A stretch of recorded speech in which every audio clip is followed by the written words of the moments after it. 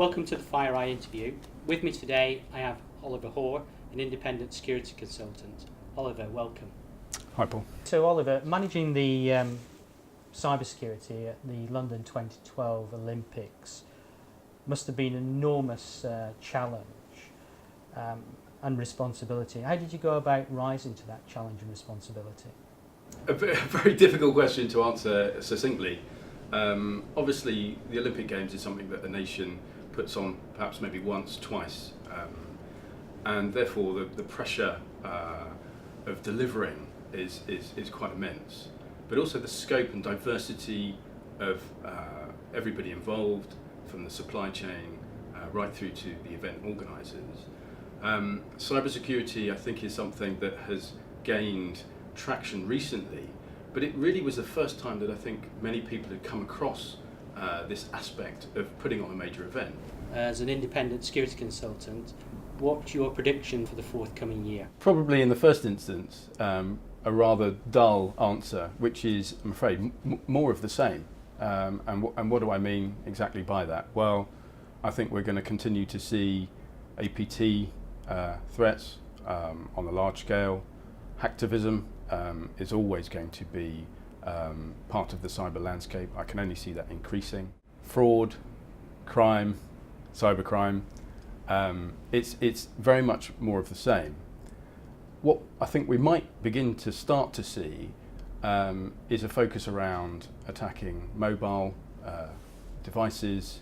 I understand that there are going to be more mobile devices than there are people on the earth by the end of, I think, at the end of this year, if not before.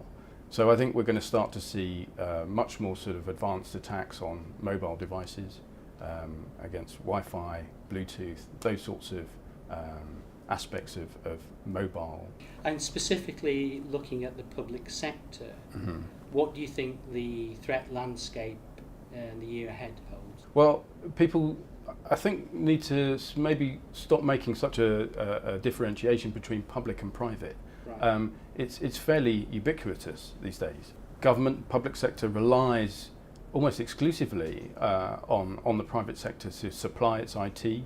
And to that extent, I think one needs to sort of look a bit wider in terms of specific sectors. Having said that, of course, the public sector, government, and so on, is going to be using big data for the foreseeable. There's a digital by default policy that the government is pursuing. Many of our services will be online. It's cheaper, it's quicker, it's more efficient.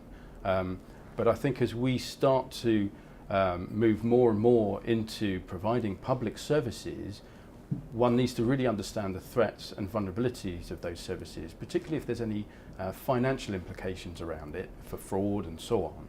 And I think that's what the public sector will be focused upon. What concerns, if any, do you have about the proposed EU NIS directive, the potential legislation that could be coming down from Europe? On one level, I think this is generally a very positive step. I think it's about the EU trying to grip a very difficult subject. The directive itself, in a large part, I think is positive.